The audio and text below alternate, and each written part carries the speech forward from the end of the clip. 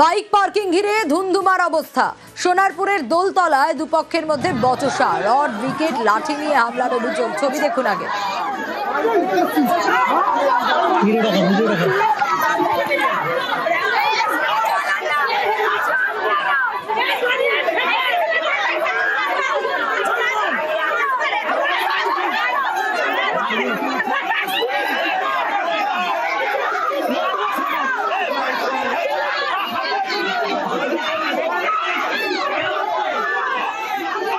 অর্পণ রয়েছে আমার সঙ্গে। অর্পণ, দোলতলায় মেলা চলছে আর সেই মেলাতেই বাইক পার্কিং ঘিরে ঝামেলা। এই ঝামেলার সূত্রপাত কোন জায়গায়, যেখানে থানাতে পর্যন্ত অভিযোগ জানাতে হলো দুপক্ষকে? এরকম একটা পরিস্থিতি তৈরি হলো কেন?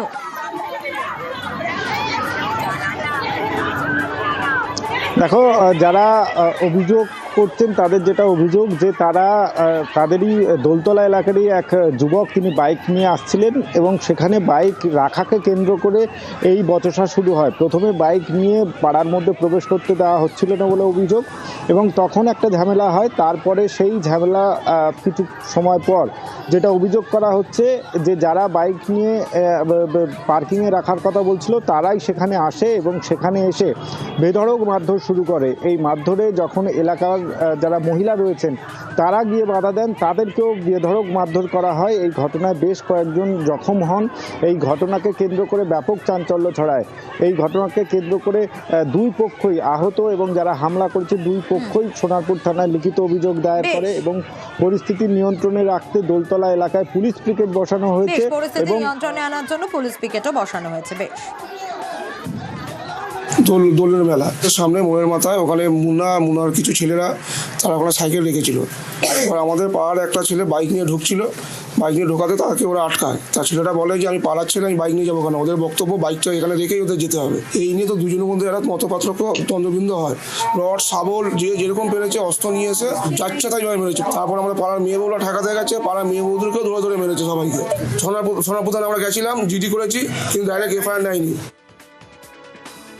মধ্যপ্রাচ্যের মহাযুদ্ধে থমকে বিয়ে। হ্যাঁ, বিয়েতে দেশে ফেরা নিয়ে তো অনিশ্চয়তা তৈরি হয়েছে, কারণ 2023 থেকে শারজায় কর্মরত ডোমজুরের সারথী মুখোপাধ্যায় 8ই মার্চ তার বিয়ে, কিন্তু যুদ্ধের জেরে বিমান বাতিল। স্বাভাবিকভাবেই বাড়িতে চিন্তা। দেবাশিস রয়েছে আমার সঙ্গে। তবে তার আগে শোনাই, চিন্তায় রয়েছে পরিবারের সদস্যরাও। এখন ফ্লাইট তো অ্যাভেলেবেল হয়নি এয়ারপোর্ট থেকে সেইভাবে। দুদিন ফ্লাইট এখনো পুরো ক্যান্সেল। তুই ভেতরে থেকে কাজকর্ম কর। হ্যাঁ, বেশি চিন্তা করার দরকার নেই। এখানে আমি যতটা পারছি সবাইকে ম্যানেজ করছি। সাবধানে থাক, কারণ যুদ্ধের পরিস্থিতি তো যা অবস্থা, আস্তে আস্তে আরো বাড়ছে। Flight available. ঠিক আছে।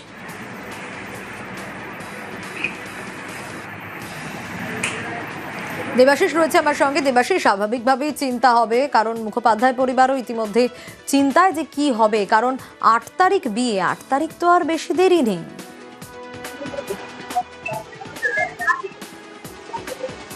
দেখো, একেবারে এই মুহূর্তে কিন্তু গোটা মুখার্জি পরিবার কিন্তু কার্যত ভেঙে পড়েছে। একদিকে তার বড় ছেলের বিয়ে, সারথী তার বিয়ে যেরকম করে আটকে রয়েছে, তার পাশাপাশি তাদের বাড়ির বড় ছেলে, সেও কিন্তু বিপদের মধ্যে রয়েছে। তাই সে কবে দেশে ফিরবে সেই নিয়ে কিন্তু জোড়া দুশ্চিন্তা একটি গোটা পরিবার। শুধু এই নয়, নববধূ তার গোটা পরিবার তারাও কিন্তু দুশ্চিন্তায় রয়েছে। কারণ এই সারথী বাবু, তিনি কিন্তু দীর্ঘ 2-3 বছর হয়ে গেল সেখানে কর্মরত, কোনোদিন এরকম সমস্যায় পড়তে হয়নি। আজকে তাদেরকে লুকিয়ে থাকতে হচ্ছে। তার কারণ ঘন ঘন বোমার আওয়াজ, বারুদের গন্ধ আর সাইরেনের শব্দ, যা কিন্তু সানাইয়ের সুর কিছুটা বিষাদ করে দিয়েছে। তবে ইতিমধ্যেই কিন্তু তারা কিন্তু যোগাযোগ করেছে প্রশাসনের তরফ থেকে। 1 তারিখে ফেরার কথা থাকলেও সে কিন্তু ইতিমধ্যেই আর ফিরতে পারছে না। তাদেরকে আমরা সারথীবাবুর সঙ্গে কথা বলে যেটা জানতে পেরেছি, 10 তারিখে তাদের কিন্তু এয়ারপোর্টে থেকে সেখানে যেতে বলা হয়েছে। যদি সম্ভব হয় 10 তারিখে হয়তো সে দেশে ফিরতে পারে। তবে এই 8 তারিখের যে বিয়ে, তা কিন্তু কার্যত বন্ধের পথে। তবে গোটা পরিবার, কন্যা পরিবার এবং সারথী বাবুর পরিবার, তারা চায় তাদের ছেলে সুস্থভাবে ফিরে আসুক। আরো সন্তানরা রয়েছেন যারা আমাদের রাজ্যের রয়েছেন, আমাদের হাওড়ার একাধিক সন্তান রয়েছে যারা কিন্তু এই মুহূর্তে দুবাইয়ে কর্মরত কাজ করতে গিয়ে তারা কিন্তু এই সমস্যার সম্মুখীন হচ্ছে। তারা সবাই দেশে ফিরুক চায় সারথী বাবা মা। বেশ। দাদা থাকে শারজা, দুবাইয়ের ভেতরে শারজা সেফ জোন বলে একটা জায়গা আছে, সেখানে কর্মসূত্রে উনি বা ওখানেই থাকেন, এই কোম্পানিতে কাজ করেন। ফ্লাইট ছিল 1 তারিখ, আমার দাদার বিয়ের ডেট হচ্ছে 8ই মার্চ, সবকিছু বুকিং হয়ে গেছে। ওর আসাটা এখানে সেফলি দরকার, সবাই ভেঙে পড়েছে। ওর যে ফ্লাইট ছিল, এই যুদ্ধের পরিস্থিতি এমন জায়গায় আজকে নিয়ে গেছে, তো সমস্ত ফ্লাইট বন্ধ। বর্ধমানের শক্তিগড়ে বরযাত্রীর বাসে আগুন ধরে যাওয়ার মতো ঘটনা, অল্পের জন্য রক্ষা বরযাত্রীদের। বর্ধমানের বীরপুর থেকে জয়নগর যাওয়ার পথেই এই দুর্ঘটনা। শরদিন্দু রয়েছে আমার সঙ্গে, যে ছবি আমরা দেখতে পাচ্ছি এক কথায় ভয়াবহ, কিন্তু শরদিন্দু অল্পের জন্যই নাকি রক্ষা পেয়েছেন বরযাত্রীরা। কিন্তু কেন এটা হলো, এই আগুন ধরে যাওয়ার কারণটা কি বাসে?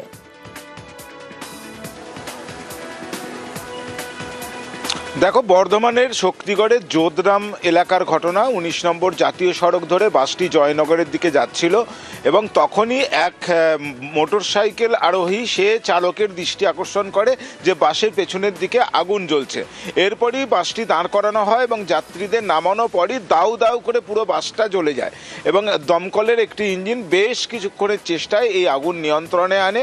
দমকলের যেটা তদন্তের পর প্রাথমিকভাবে তারা যেটা মনে করছে যে যান্ত্রিক ত্রুটির কারণে এই ঘটনা হয়ে থাকতে পারে, ঘর্ষণজনিত ব্যাপার, সেই থেকে এই আগুন লেগেছে বলে মনে করা হচ্ছে এবং সেই আগুন তারপরে গাড়ির জ্বালানির মধ্য দিয়ে পুরো বাসটিতেই ছড়িয়ে পড়ে এবং এর ফলে কিন্তু বড় রকমের একটা দুর্ঘটনা থেকে বাস যাত্রীরা, বিশেষত বরযাত্রী যারা, তারা আনন্দ করে যাচ্ছিল বিয়ের অনুষ্ঠানে যোগ দিতে, তার একটা বড় বিপদ থেকে তারা রক্ষা পেল বলে মনে করা হয়। বেশ,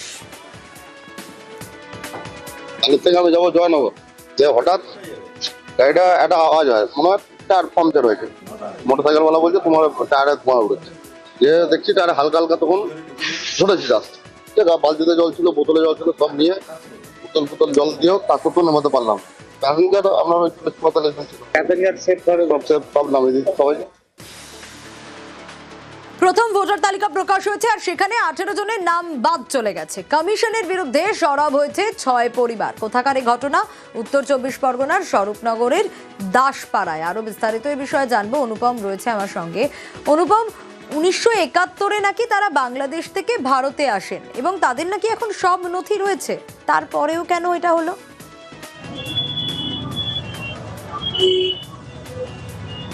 দেখো, এটা সব থেকে বড় অভিযোগ তাদের, যে এই যে স্বরূপনগরের গোবিন্দপুর পঞ্চায়েতের যে 7 নম্বর বুথ, সেখানে 6টি পরিবারের 18 জনের নাম বাদ গেছে এবং এই 18 জনের নাম 18 জনই কিন্তু একদম জীবিত এবং তারা কিন্তু সশরীরেই এখানে বসবাস করছে এবং তারা এসআইআর এর যখন তারা নোটিশ পায় তখন কিন্তু পুরো তাদের যে 71 সালের যে দলিল থেকে শুরু করে তাদের যত রকম নথিপত্র সব কিন্তু তারা দাখিল করেছিল, কিন্তু তারপরেও এই 18 জনের নাম বাদ চলে গেছে।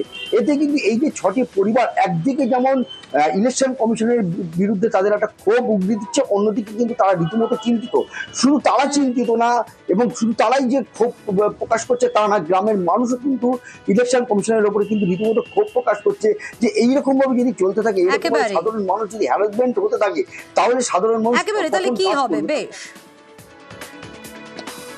আমি দীর্ঘদিন ধরে ভোট দিয়ে আসছি, মানে মৃত্যু বলে আমার ঘোষণা করতেছে মানে আর কি দুনিয়ায় নেই। তারপর আমি তো বেশি আছি, আমার সমস্ত কাগজপত্র, তার পরবর্তীকালে সবকিছু আছে, আমার কোনো জায়গায় ভুল নেই। পরবর্তীকালে তো আমার ভোটটা কেটে দিলে, জন্ম সার্টিফিকেট ধরি, রেশন কার্ড ধরি, সমস্ত রকম কাগজপাতি আমার কাছে আছে, সর্বস্ব সব জিনিস আমার কাছে আছে। তা বাদেও আমার বাড়ির লোকের আর আমার মেয়েরও ভোট কাটা গেছে। 62 সালে দলিল পন্থা আছে আমাদের। জমা দিয়েছিলেন? হ্যাঁ, তারপরও আপনার ছেলের নাম? হ্যাঁ,